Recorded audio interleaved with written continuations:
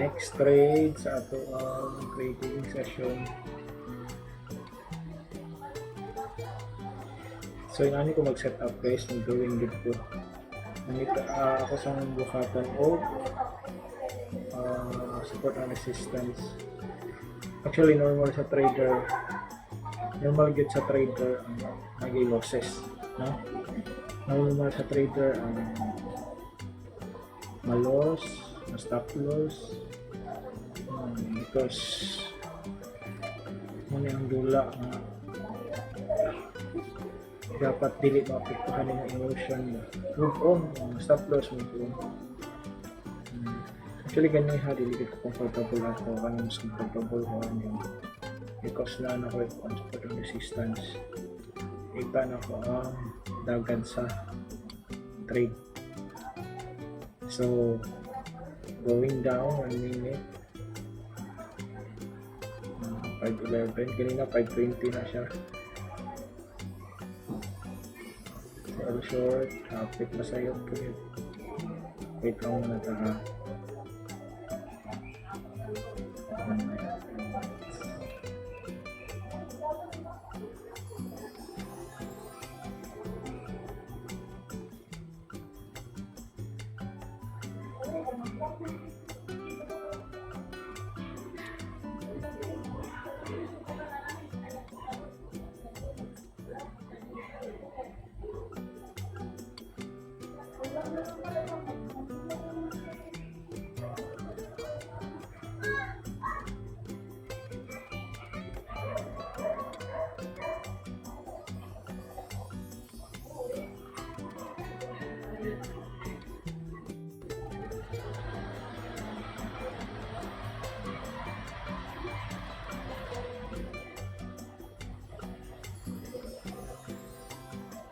Sorry, manong ni-dive jud ko going down niya siya.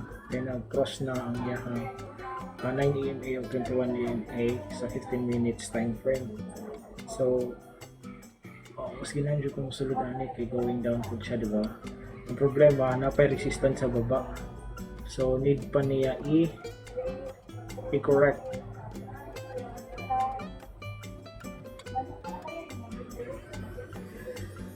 Pa ng resistance, so possible saka pa na rin dapat manggot ato sa na i-break, diba? Normally, pero ang taon ko na ito candlestick kita na ito ang dagan sa candlestick.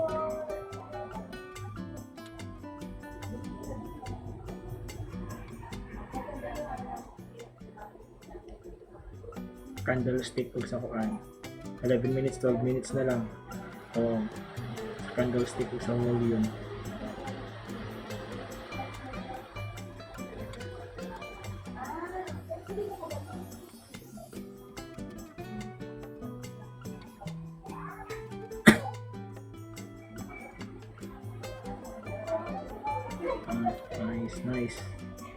Nice ang dagan sa candle. Hinahan ko ng 9 EMA, hindi siya sa edge. Most of kanang situations ngayon na continue kita going down. Basta ang 9 EMA maigo siya sa edge, no, sa body sa candle, continue kita siya going down. Most of it ako nabantayan.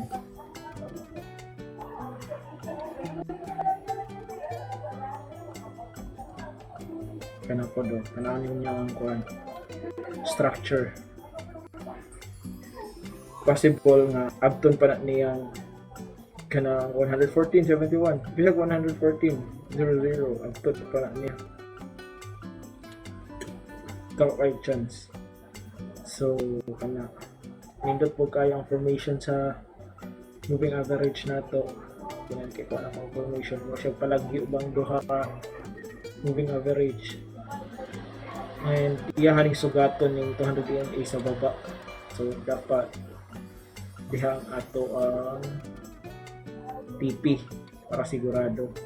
Kay possible magud siya mo back mo balik siya sa ano. Going down. Pero kana resistance pa na siya guys, pwede na siyang balik. Hopefully yan ang i-break. Okay. Okay. Good. Continue.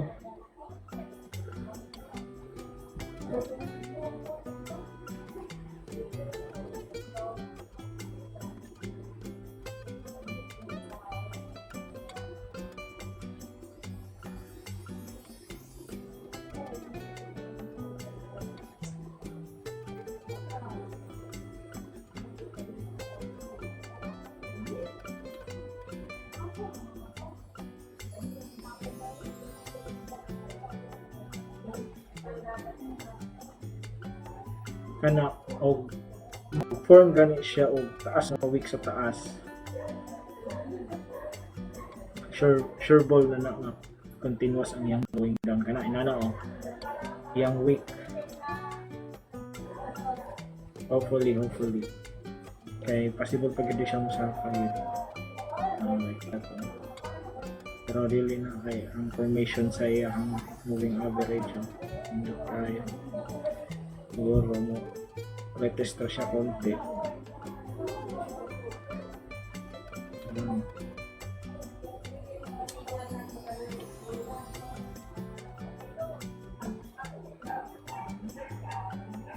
Oh, that is a good indication na mababa gyud siya kayo.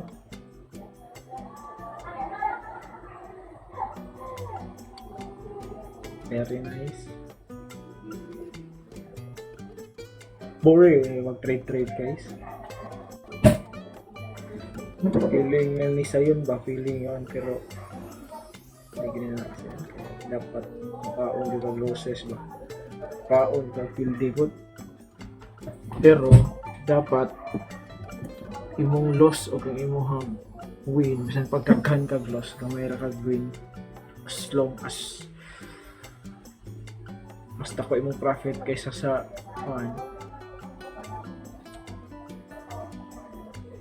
nice game siya. No.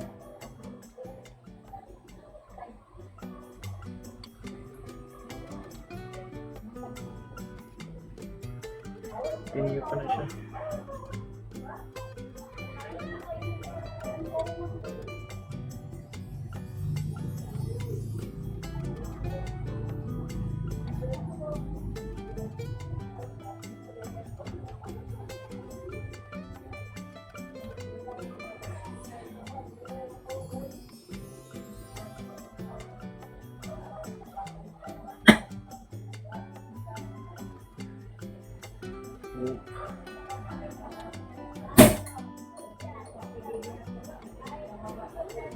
Grabe yung price action, di ba? Tapos ang seller port kita na to sa volume, grabe ka. So and then kung lato na to sa RSI, kapit na siya mag-oversold, so balik na siya. So hopefully ang ang TP almost there na. Okay, scalping ramon gud ta guys. So para sa ako ang atong stop loss mas nindot kung ibaba na nato siya. No. Wait muna tayo konti.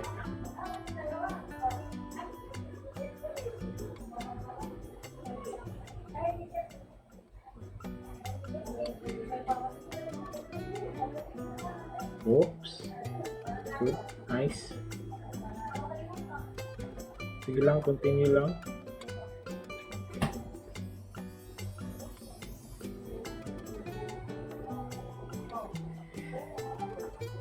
Dili bisag gamay ra akong amount to gibutang. Matay matril gihapon ko. Ginahan kay ko, ay gadula ba? You're just playing. No, I don't like one kind of feel without emotion, without no. You're just playing. Dula ra ko. Dula mo kay practice money, practice Ang point mo is win gid ka, mo profit gid ka.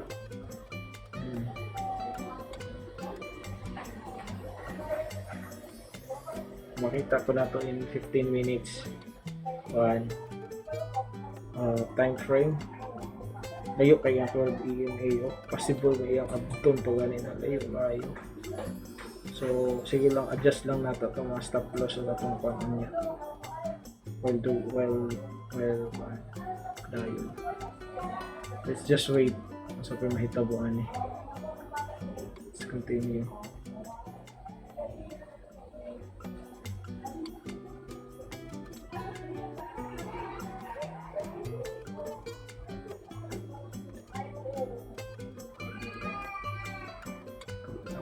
Balik pero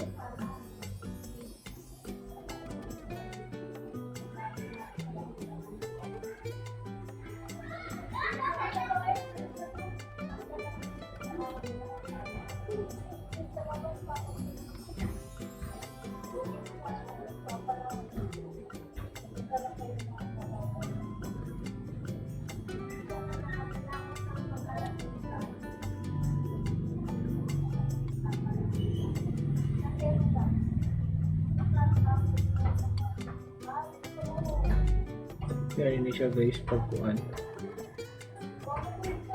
speed.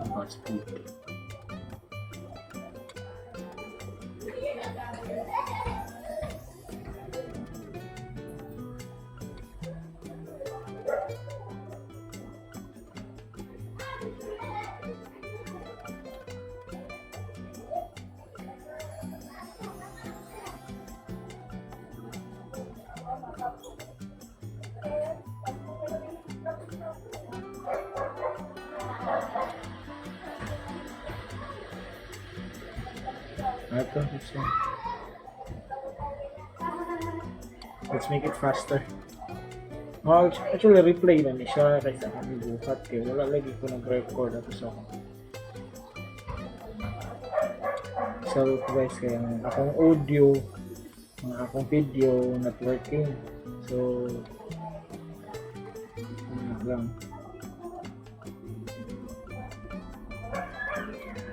very nice kaya ana ang edge na napod sa diba ang edge sa candlestick naigo sa 9 EMA.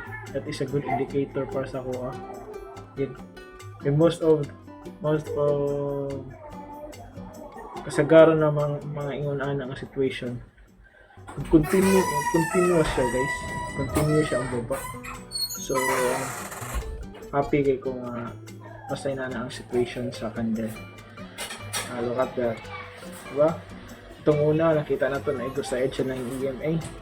So continuous good siya ang baba. So ako lang gi-move akong stop loss because makita na to sa atong RSI. Na siya sa pinakababa. Almost there na sa kuan. Oversold. How do we call that? Hindi ko alam kung sa term silang pagtawag na siya sa pinakababa. So possible nga musaka siya ug balik na. So buhat to na to akong gibuhat ito pa ako stop loss kaya na may indicator nga pwede siya musaka ug balik na. Pero nindot kayo ang indication sa 9 EMA may gigo niya ang edge. Very nice na tawa guys. Good, diba?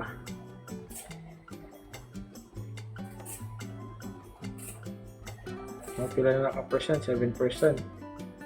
So na kay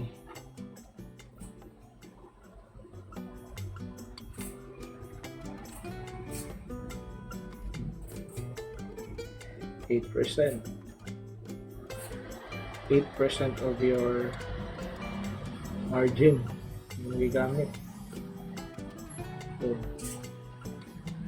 So gamay lang atong usa din nakanindot kay dili kita ma-tense ba o gamay ra kay atong gamit ng margin.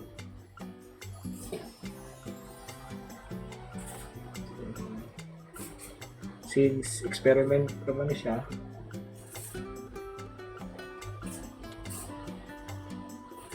ma-learn ang atong patience ano, ma-learn ang atong analyzation, ma-enhance atong analyzation, atong psychology, no? The same naman guys, even big amount yung gigamit ng margin, syempre ang advance lang niya kung big ang yung gigamit ng margin, gamay lang ang iyahang bisag gamay pa imong P&L, no? So around 5% lang, dako na kayo na siya nga value, kaya dako man imong gigamit ng margin, pero kung gamay ra po ng margin, gamay ra po ng value, accumulate.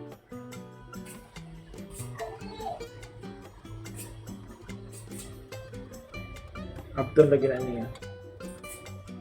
Probably. Nalata sa katunga.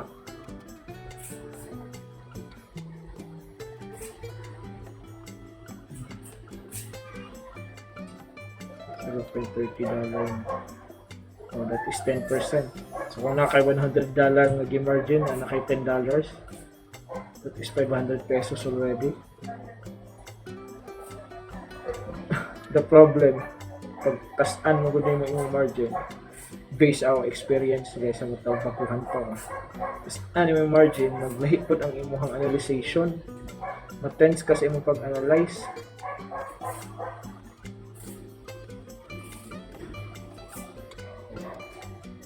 I want to close na cause diba, nakita na to sa RSI, going up na siya in 1 minute time frame. So gusto na ako siya i-close.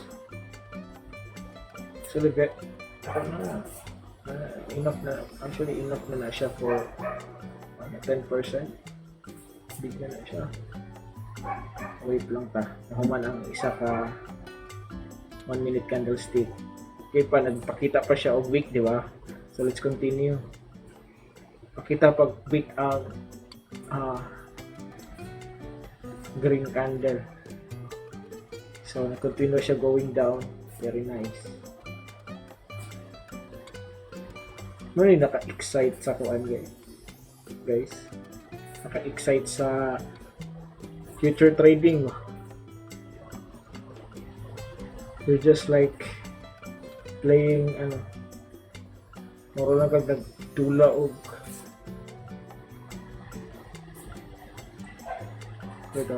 professional gamer.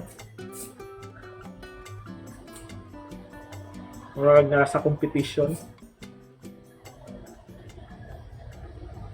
Okay, imong heart magkuhan po. So pero muna siya, ang learning nga ni is dapat tigil mo appeal imong heart, tigil mo appeal o ka-excite para focus ka sa imong analyzation. Kada continuous gihapon, the best kayong candle ay. And kung makita na to, ang 9 EMA o 21 EMA na ako, going kuan sila, ano pang sagot lagyo silang duha ba? So dako og chance pag yun kung baba pa siya. Pero look at the RSI, ang atong isa ka indicator, kapit siya mag-oversold guys. Oversold na gina siya. So gihulat na lang nato nga maghatag siya og hint nga mo going up siya, so stop na nato. So going down lang. Close na to, going down lang. Pwede kayo nato ka ng TP na to, ibaba pa na to. Pero I think that's okay na. 15% na guys, 15%. Very nice na kayo. Good. Okay.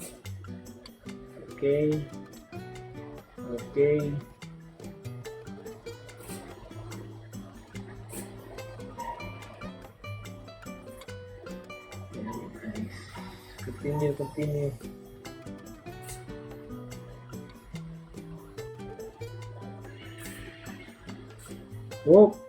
Stop na ako guys, kinapahita na yun siya. Yan naman gud siya, nag-oversold na siya sa RSI. So, murag it's too hard na nga i-continue pa na ako. Dako pag chance magbaba to pero enough is enough. Thank you.